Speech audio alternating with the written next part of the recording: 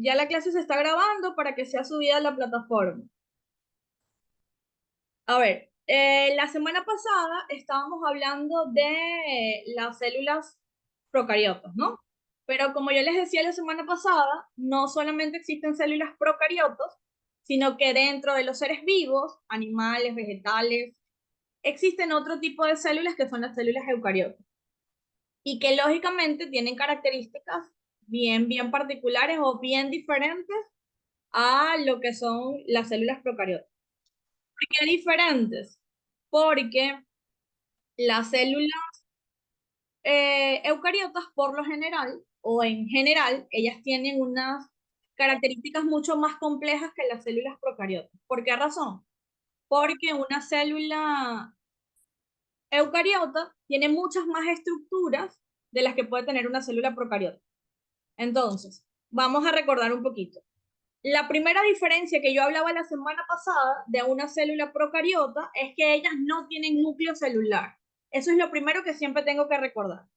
Ahora que voy a ver a estas células, que son las células eucariotas, lo primero que tengo que recordar de una eucariota es que sí tiene núcleo celular. Entonces las células se van a dividir en dos clases principales, eucariotas y procariotas. La procariota, como su nombre lo dice, pro, es una célula primitiva, es precaria, ¿verdad? Ella no tiene núcleo celular. Y la célula eucariota sí tiene núcleo celular. Esa es la primera clasificación. Y ella se clasifica en dos tipos de células principalmente de manera general. Pero ya vamos a ver más adelante en la clase de hoy que las células eucariotas a su vez se diferencian en otras células que vamos a estar viendo. ¿De acuerdo? Bien, ya sabemos. Procariotas no tienen núcleo, eucariotas sí tienen núcleo. ¿Dónde voy a encontrar a las eucariotas? Las eucariotas las voy a encontrar formando a las plantas, formando a los animales, formando a los seres humanos. Y las procariotas van a estar formando organismos unicelulares como el ejemplo que yo les daba la semana pasada de dos bacterias, ¿verdad? Por lo general, las células procariotas son bacterias. En el cambio de las células eucariotas, van a formar organismos mucho más complejos.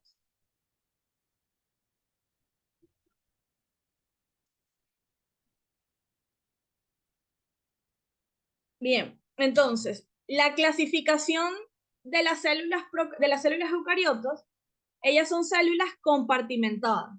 Cuando yo digo compartimentadas, es que dentro de ellas las células eucariotas tienen espacios, ¿verdad?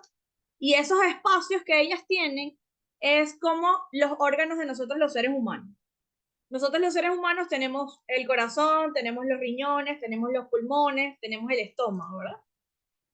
Y las células eucariotas también tienen estructuras similares. Esas estructuras similares a los órganos de los seres humanos se denominan compartimientos o organelos o organulos celulares. ¿Qué es un compartimiento por organulo? Es simplemente un organelo que está dentro de la célula y que cumple una función específica. La semana pasada yo les decía que la célula procariota tiene un organelo que son los ribosomas. Los ribosomas que hacen en la célula procariota sintetizan o producen proteínas. Igualito pasa en la célula eucariota. Solo que la célula eucariota no solamente va a tener ribosomas, sino que ellos van a tener otras estructuras, ¿no? Entonces, fíjense que la clasificación dice, las células eucariotas son células compartimentadas por organulos.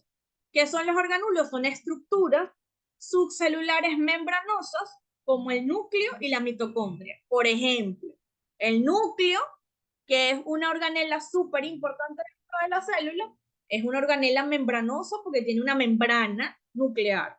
Y las mitocondrias, que son otra organela que ya vamos a ver más adelante, esas mitocondrias también son organelos que tienen membrana. Ya sabemos entonces que ellas se van a clasificar como células eucariotas porque tienen compartimientos internos y esos compartimientos pueden tener membranas o no, ¿no?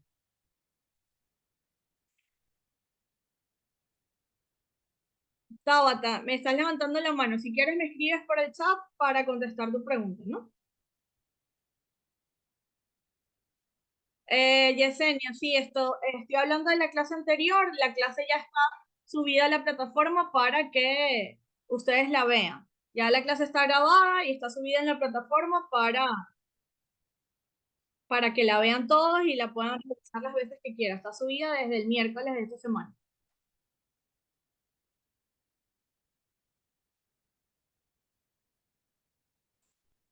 A ver, la semana pasada, los que ya ingresaron la semana pasada, y lo repito de nuevo, ustedes pueden comprar cuadernos si lo desean. Yo no les estoy exigiendo que tengan cuadernos. Pueden tener un cuaderno, pueden tener una carpeta con hojitas o pueden crear en su computadora o en su celular unas notas de la clase para que ustedes lleven un orden. Pero yo no les estoy exigiendo que compren cuadernos. Eso es si ustedes quieren comprar un cuadernito, quieren comprar una carpeta con hojas o pueden tenerlo en su computadora, los archivos digitales, lo pueden tener. La clase es para que usted tome apuntes, ¿verdad? Y las actividades que yo voy a mandar son en función de las clases, para que tengan eso claro, ¿no? Por eso en el grupo no le van a decir si tiene que comprar o no, porque yo no les he exigido a nadie cuaderno. Eso lo hablamos la semana pasada y lo repito en la clase del día de hoy. Vamos a continuar con la clase. Entonces, la célula eucariota tiene compartimientos. Los compartimientos que tiene son organelos o organulos. Esos organulos pueden ser membranosos, como quién, como el núcleo y la mitocondria. ¿Cuál es un organelo membranoso? El núcleo y la mitocondria. Pendientes con que esos organulos que tiene la célula eucariota no solamente son el núcleo y la mitocondria. Hay otros, pero los primeros que nombramos son esos dos, pero hay más organelos, ¿verdad? Entonces, si ella tiene organelos, a su vez, la célula eucariota se clasifica en dos tipos de células. ¿Cuáles dos células? Las células eucariotas animales, que es la que está a la derecha, que estoy señalando en este momento, y las células eucariotas vegetales, que están a la izquierda, ¿no? La diferencia de una célula con otra es que la célula animal forma a organismos o estructuras animales, ¿no? Como los animales, como los seres humanos. Y las células eucariotas vegetales van a estar presentes en organismos vegetales. Principalmente, ¿quién? Las plantas, ¿no? Entonces, las plantas están formadas por células vegetales. Nosotros, los seres humanos, estamos formados por células animales.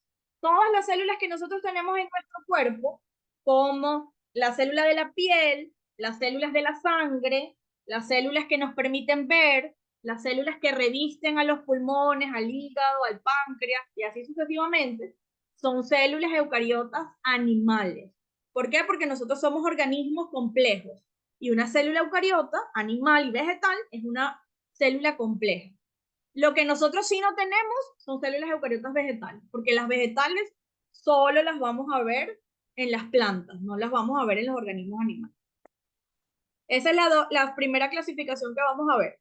Entonces, las células eucariotas se dividen en animal y en vegetal. Vamos a avanzar.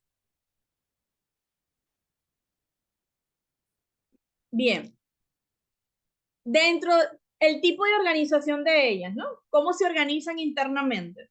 Si ustedes se veían un poquito la imagen anterior, fíjense aquí, en la célula animal, que estoy marcando en este momento con el mouse, esta que está aquí, ella tiene partes, ¿verdad? Por ejemplo, esto es el núcleo celular, estos son los ribosomas, por acá tienen parte del aparato de Golgi, por acá tienen otras estructuras, ¿no?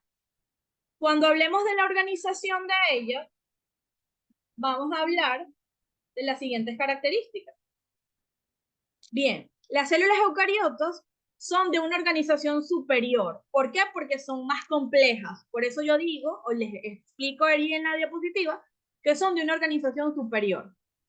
Y ellas van a tener una envoltura externa semipermeable. ¿Por qué una envoltura externa semipermeable?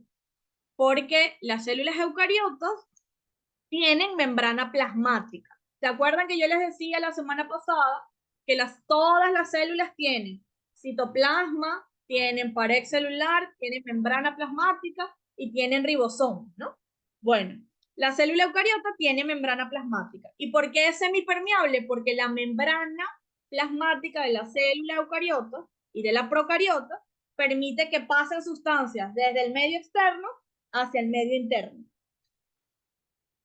Ellas, otra característica importante es que presentan un núcleo verdadero. ¿Qué quiere decir que tengan núcleo verdadero? Que el material genético está almacenado dentro del núcleo celular, cosa que no pasa en la procariota. En la procariota, ¿dónde estaba? Estaba libre en el citoplasma. ¿Recuerdan eso, no? Entonces ellas tienen núcleo verdadero. Todo la célula eucariota internamente tiene un sistema de endomembranas. ¿Qué es una endomembrana?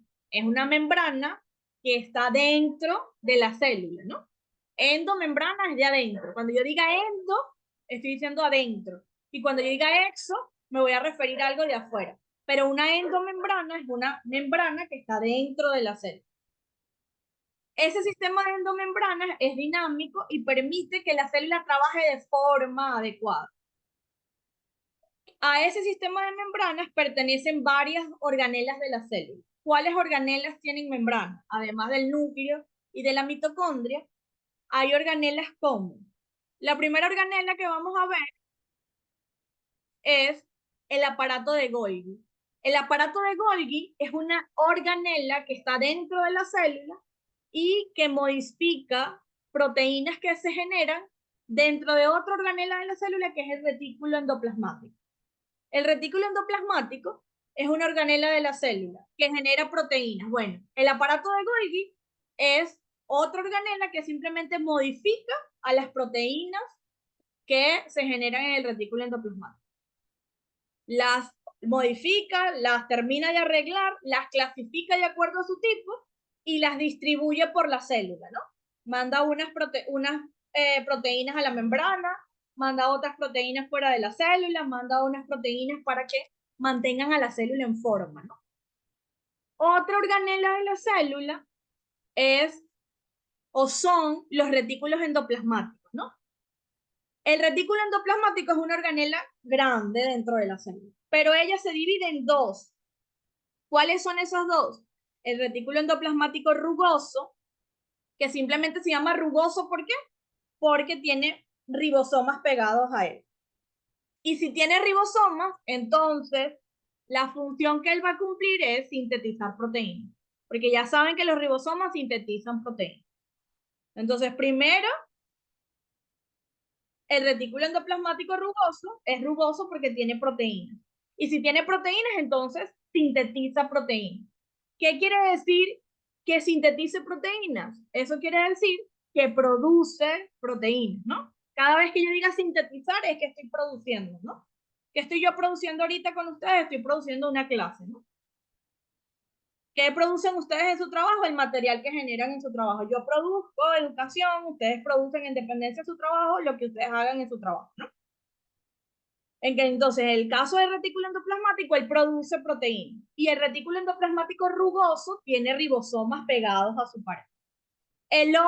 La otra organela de la célula membranosa es el retículo endoplasmático liso.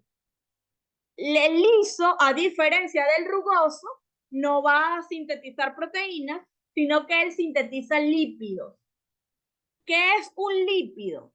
Un lípido es un material grasoso, aceitoso, ¿no? Esos son los lípidos, que ya más adelante, cuando estamos en segundo bachillerato, vamos a ver cada uno de ellos.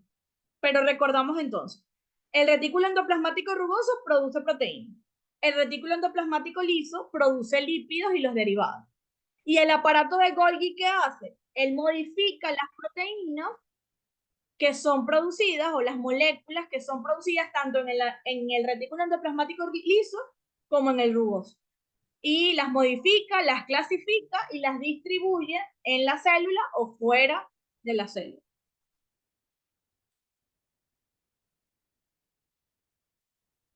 Ahora bien, eso tiene la célula en general, ¿no? Vamos a hablar ahora de la célula vegetal. La célula eucariota vegetal es súper importante por lo siguiente. La célula eucariota vegetal es una célula que forma a los organismos vegetales, ¿no? A las plantas. Pero ella es importante y fue súper importante en la evolución de las células, porque lógicamente en este tipo de células es donde se da un proceso biológico súper importante para las plantas. A ver si alguien está atento a la clase y sabe. ¿Cuál es el proceso biológico que ocurre dentro de las células vegetales y que permite la vida de los seres humanos en la Tierra? Si alguien lo sabe, me escribe por el chat. Muy bien, Sol. La fotosíntesis. Las células eucariotas vegetales son importantes, ¿por qué? Porque lógicamente hacen la fotosíntesis. Muy bien lo que me están contestando. Entonces nunca vamos a olvidar eso. ¿Por qué nosotros podemos respirar? Porque las células vegetales o las plantas hacen fotosíntesis. ¿Gracias a quién? A la célula eucariota vegetal. Y ellas son tan importantes que cuando la vida se originó en el planeta, ¿verdad? Cuando se originó el planeta y se dio vida a los seres vivos, en la Tierra no había oxígeno, era una atmósfera reductora sin oxígeno. Y fueron las células eucariotas vegetales las que dieron un salto en la evolución y comenzaron a utilizar ciertas estructuras químicas y permitieron generar oxígeno. Por eso el planeta Tierra tiene oxígeno, gracias a las células eucariotas vegetales. ¿Qué hacen biológicamente? La importancia de una célula vegetal es que ella tiene la capacidad de hacer fotosíntesis, ¿no? Ahí al ladito yo les coloco, una célula vegetal es el tipo de célula eucariota de la que están compuestos muchos tejidos vegetales. A menudo es descrita con los rasgos de una célula del parénquima de una planta vascular. Por lo tanto, ¿qué quiere decir eso? Que para yo estudiar una célula vegetal, yo simplemente tengo que ver la estructura externa de una planta microscópicamente para ver las estructuras que ella va a tener. La célula eucariota vegetal tiene estructuras propias que me permiten diferenciarla de una animal. Y una de las importancias de ella es que ella hace el proceso de fotosíntesis, el que es la principal función biológica de una célula eucariota vegetal, el proceso de fotosíntesis. Eso es lo primerito que ellas siempre tienen que recordar de ella. ¿Cuáles son las estructuras que ella tiene, verdad? Fíjense que aquí tienen una célula vegetal. Ella tiene núcleo, tiene aparato de Golgi, tiene ribosomas, tiene el retículo endoplasmático rugoso y tiene el liso, ¿verdad? Pero ella tiene a esto que está aquí grande, más azulito, que es una vacuola central, y tiene a estas cositas verdes que ustedes ven acá, o estas estructuras verdes, que son los cloroplastos. Los cloroplastos son los que permiten que la célula eucariota vegetal cumpla con el proceso de fotosíntesis. Pueden anotar eso para que no se les vaya a olvidar. ¿Cuál es la organela o la estructura dentro de las células eucariotas vegetales que permite que ocurra la fotosíntesis? Son los cloroplastos. Esos son los encargados de que la célula eucariota vegetal cumpla con el proceso de fotosíntesis. Vamos bien hasta ahora, ¿no? Sí, Salomé. Si quieren lo pueden pasar en limpio. No es obligación, pero lo tienen que pasar. Si quieren pasarlo a limpio, lo pueden pasar, pero para ustedes, para sus apuntes. No me lo tienen que enviar a mí a la plataforma.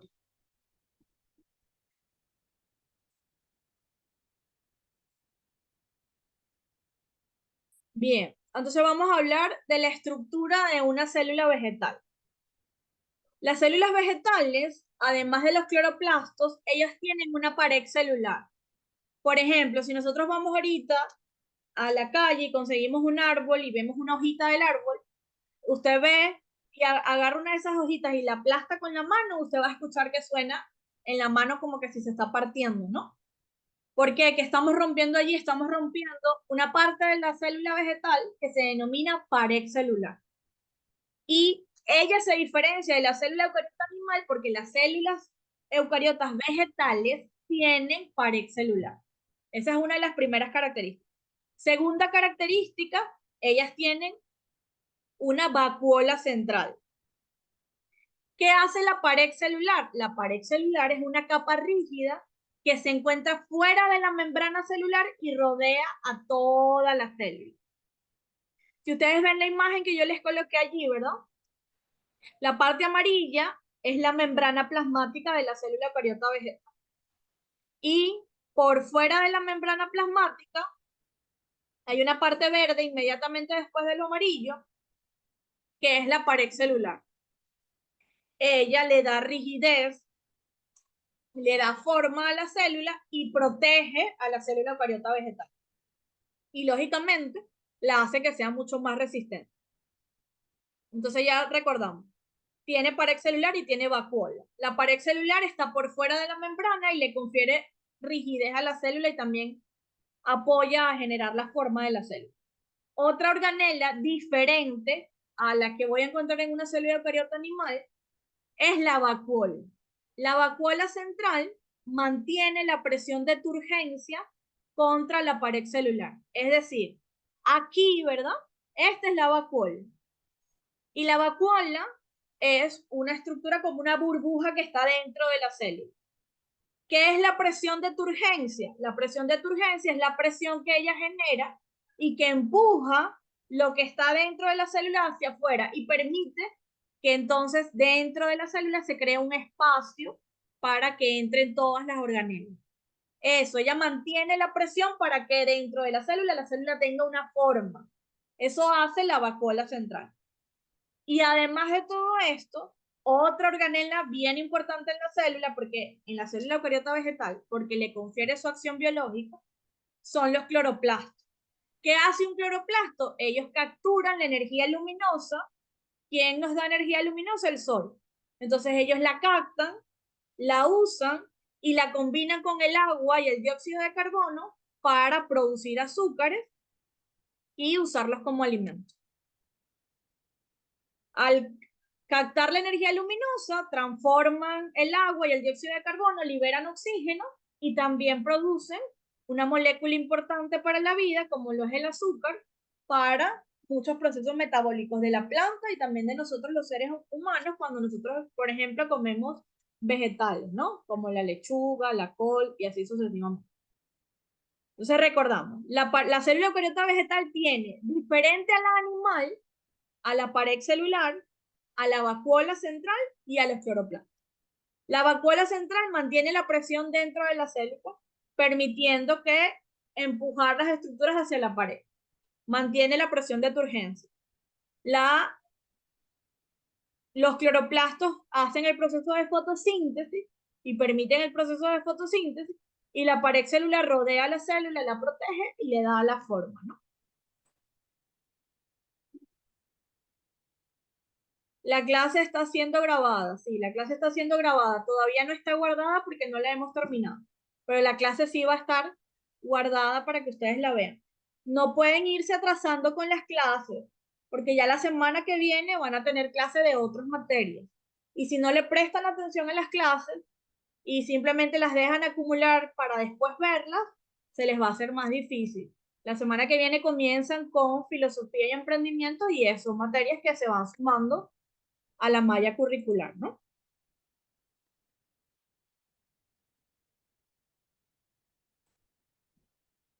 A ver, yo he hablado entonces hasta ahorita de dos células animales, células eucariotas animales y células eucariotas vegetales.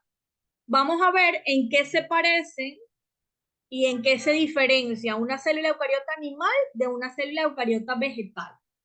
No vayamos a confundir nunca a las células procariotas con esto. La célula procariota es una solita y no hay más clasificación. La célula eucariota sí se clasifica en dos, en animal y en vegetal, ¿no? Entonces, dentro de las diferencias que ella tiene, ¿verdad? Vamos a hablar ahorita de la semejanza. Cuando yo digo semejanza, voy a decir lo que es común en ellas, ¿no? Ambas tienen núcleo celular, ambas tienen nucleolo, ambas tienen retículo endoplasmático rugoso y liso, ambas tienen lisosomas, ambas tienen citoesqueleto, tienen mitocondria, tienen citoplasma, tienen ribosomas, tienen complejo de Golgi y tienen una membrana plasmática. ¿Qué tienen las células eucariotas vegetales diferentes? La célula eucariota vegetal tiene a la gran vacuola central, tiene a la pared celular y tiene a los cloroplastos. Estas tres la hacen diferente del animal. ¿Y qué tiene diferente la célula animal de la vegetal? Que la célula animal tiene a los centriolos y tiene a vacuolas pero pequeñitas, no grandes como la vacuola central de una célula eucariota vegetal.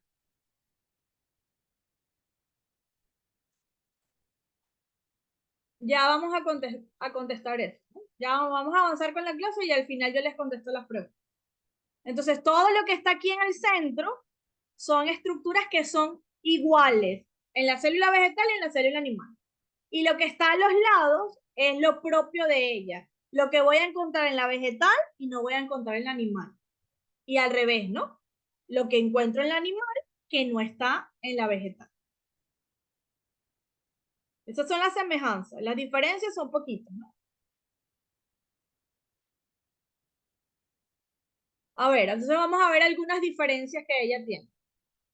La membrana plasmática. La membrana plasmática está presente en la célula animal y en la vegetal y tiene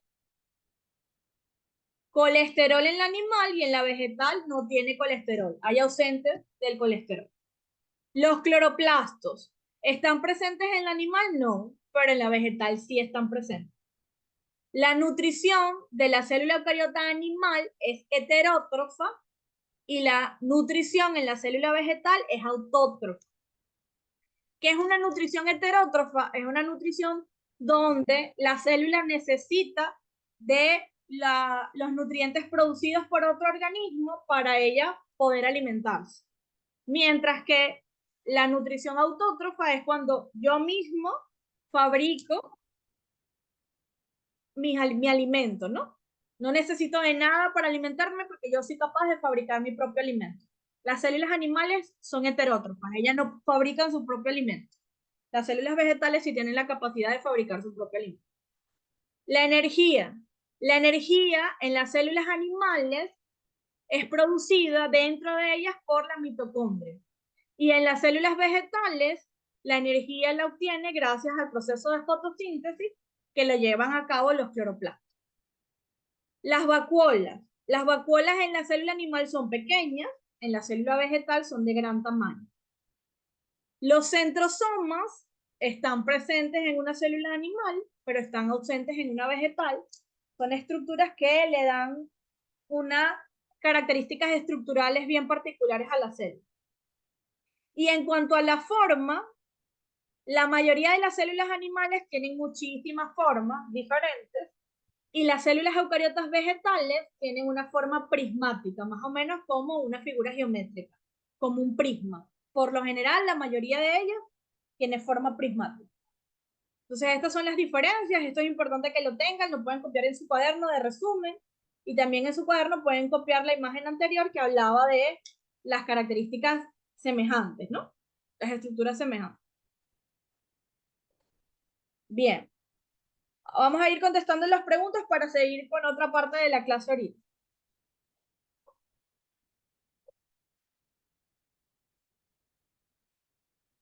Reanudarles, ya se está grabando, ¿no? Entonces, la teoría celular es una teoría que fue planteada hace muchísimo tiempo por ciertos científicos que ayudaron a explicar cómo aparecieron las células, cuáles son las características que tienen, y permitió entender cómo los organismos vivos están formados por células. Entonces, la teoría celular tiene las siguientes características, o plantea lo siguiente.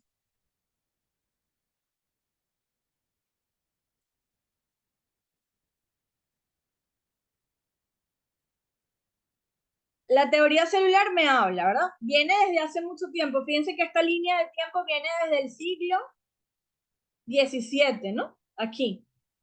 En el siglo XVII, lo primero que se hizo fue inventarse el microscopio para poder entender a las células, ¿no? Entonces, mediante el descubrimiento o el desarrollo del microscopio, se pudieron observar células vegetales. Luego, más adelante, en el año de 1680, un científico observó las células por primera vez y las llamó celdas. ¿Dónde las observó? Las observó en un corcho. Eso fue Robert Hooke. Él fue el primer científico que observó las células. ¿Y dónde las observó? En un corcho de una botella. Más adelante, otro científico, como Anton van Leeuwenhoek, comenzó a emplear diversos microscopios que él mismo creó para observar la calidad de las telas que comerciaba y después observar otras sustancias. Entonces él se dio cuenta que dentro de las telas también habían células. Mucho más adelante, años más adelante, en 1850, unos científicos alemanes como Theodor Schwann y Matthias Leiden formularon el primer principio de la teoría celular. Y el primer principio de la teoría celular nunca lo van a olvidar, porque se los voy a preguntar en una actividad más adelante. Ese principio de la teoría celular dice que todos los seres vivos estamos formados por células y secreciones de estas células. ¿Quiénes plantean ese primer principio? Ese primer principio lo plantearon dos científicos alemanes, Theodor Schwann y Matthias Leiden. Ellos dos plantean el primer principio de la teoría celular. Luego, más adelante, otro científico, que fue Rudolf Virchow, fue el primero en demostrar la bipartición de las células, o sea que las células provienen de otras células. ¿Qué hizo este científico? Demostró que cualquier célula que nosotros estudiamos viene de una célula preexistente. Y en los años de 1875 y 1880, un científico súper importante en la historia y el estudio de los seres vivos, que se llama Louis Pasteur, o se llamó Louis Pasteur, comprobó plenamente esta teoría celular con sus experimentos que demostraron que la vida no se genera de manera espontánea. Es decir, que existen células o organismos vivos que generan más vida. En esta pequeña diapositiva está resumida cómo fue evolucionando la teoría celular. Y fíjense que cada vez que yo iba mencionando algo, se iba agregando algo diferente al conocimiento de la célula. ¿Qué es la teoría celular? Es una teoría planteada por muchos científicos donde explican el origen de la célula, las características de ella y demuestran que todos los organismos vivos estamos formados por células.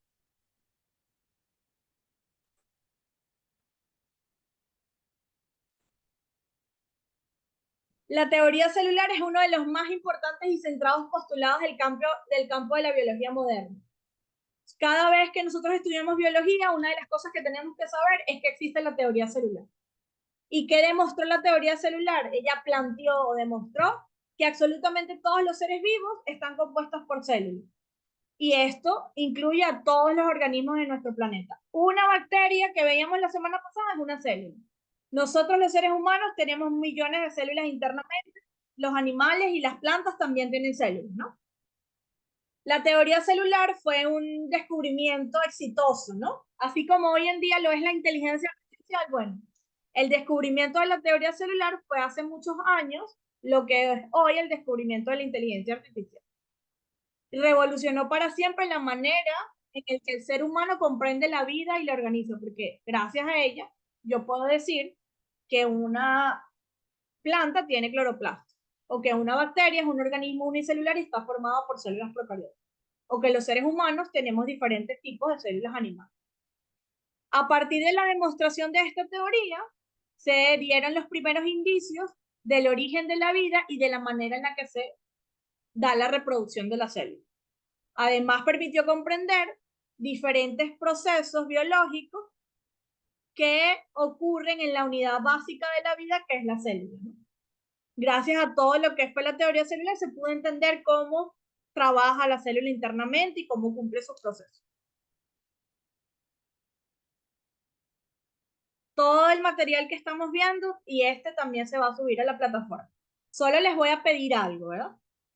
Ahorita que terminemos la clase, yo tengo que esperar un rato largo, como una hora, que se convierta el video. Entonces no vamos a estar insistiendo que ya lo subamos. Mañana en el transcurso del día se les sube el video a la plataforma, pero esto tarda un rato. No es tan rápido como ustedes piensan. Entonces tenemos que tener paciencia, ¿sí? Y yo les prometí que les iba a subir, que la subía a la otra clase y yo les cumplí, ¿no? Igual va a pasar con esto, solo que tenemos que ser pacientes, ¿no? Bien, entonces ya sabemos que la teoría celular hace todo eso. ¿Cuáles son los principios de la teoría celular? Bueno, los principios son los siguientes. La distinción entre lo vivo y lo inerte. ¿Qué es lo vivo? Lo que tiene vida. Nosotros tenemos vida. Pero, por ejemplo, la mesa donde yo estoy dando la clase ahorita es una materia inerte. No tiene vida, ¿no? Entonces, la teoría celular me permitió saber qué son estructuras que tienen vida y qué son estructuras que no tienen vida. Además, la materia viva, ¿qué hace? Metaboliza.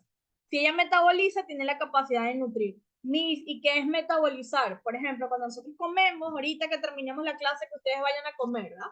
Se comen un plato de arroz con carne, menestra, ¿no? Eso dentro de mi organismo se metaboliza, se cambia, se modifica y genera energía. Eso es metabolizar. Yo me nutro de mis alimentos, me alimento, eso se metaboliza internamente, pasan esos alimentos a nutrir mis células y eso todo en conjunto forma el metabolismo. También demostró la teoría celular que las células tienen la capacidad de autoperpetuarse, es decir, que se reproducen. Así como nosotros los seres humanos nos reproducimos, las células también se reproducen. Pero para reproducirse, cada célula tiene que tener unas características particulares presentes en ellas para permitir su reproducción, por vía sexual o por vía asexual. Por ejemplo, las bacterias o las células procariotas, en el artículo que yo les dejé en la plataforma, les dicen que se reproducen por vía asexual. Es una vía diferente a la reproducción sexual. Otro de los principios de la teoría celular es la herencia, ¿no? La herencia, ¿qué es la herencia? Es la capacidad de transmitir nuestros genes o nuestra información biológica a nuestros hijos o a nuestra descendencia. Ese es otro principio de la teoría celular. Y las células se juntan en los organismos multicelulares para formar tejidos, que son estructuras mayores y homogéneas de las células del mismo tipo. Entonces, el primer principio de la teoría celular permitió diferenciar lo vivo de lo no vivo. Segundo principio, destacó lo que es el mecanismo de la herencia. Y tercer principio, permite resaltar que las células se unen y forman estructuras superiores que van a ser los tejidos. Y los postulados de la teoría celular, es decir, lo último que salió o lo último, el resultado de la teoría celular es, uno, todos los seres vivos están compuestos por células, todos. Desde la bacteria más simple hasta el ser humano, que es el organismo más complejo que existe. Todos tenemos células. Segundo, las funciones vitales de los organismos tienen lugar donde dentro de la célula. Funciones vitales como que en la nutrición, la reproducción, la relación. Y todas las células que existen provienen o proceden de una célula anterior. Todo viene de una célula preexistente. Esos son los postulados de la teoría celular. Ahí tienen los tres postulados. Es importante que cuando yo suba estas diapositivas ustedes las puedan descargar. Si las quieren copiar en su cuaderno lo pueden hacer, pero es importante que tengan todo este material organizado. ¿Alguna pregunta que tengan hasta el momento sobre la clase? Ya les voy a decir cómo van a hacer lo del foro, ¿de acuerdo?